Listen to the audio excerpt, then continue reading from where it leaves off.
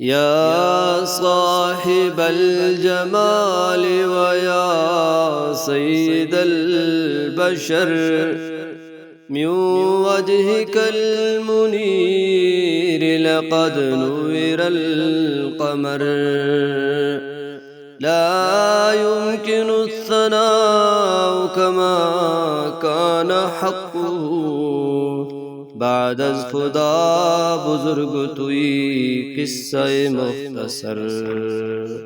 بلغ العلا بكماله كشف الدجى بجماله، حسنت جميع خصاله، صلوا عليه وآله.